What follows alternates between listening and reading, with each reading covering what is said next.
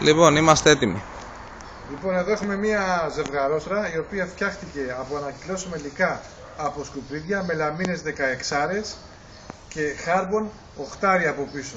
Όπως βλέπεις, όλα τα υλικά είναι ανακυκλώσιμα.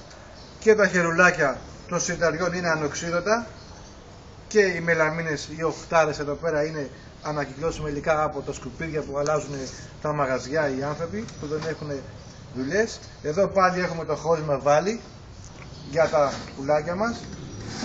Το μόνο που αγοράστηκε εδώ είναι το πλέγμα και συν τα ίστρες, τίποτε άλλο. Όλα τα υπόλοιπα είναι ανακυκλώσιμα υλικά. Έχουμε εδώ τους πάτους που ανοίγουμε και βγάζουν τα σιταράκια μας. Βγαίνει και ο πάτος από κάτω, βγάλε και τον πάτο. Λοιπόν, βγαίνει και ο πάτος. Αυτό για να καθαρίζεται. Αυτή είναι η κατασκευή μας.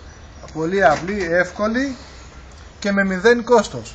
Κόστος 8,5 ευρώ.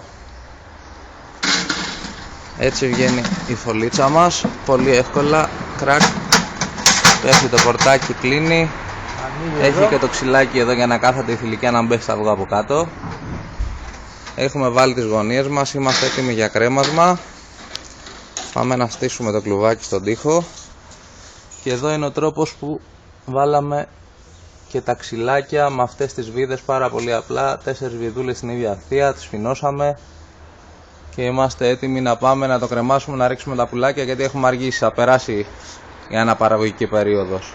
και πρέπει να βγουν και τα καρδερινοκάναρα, τα παραδοκάναρα και τα λουγαροκάναρα. Σύντομα. Λοιπόν, τα λέμε. Γεια.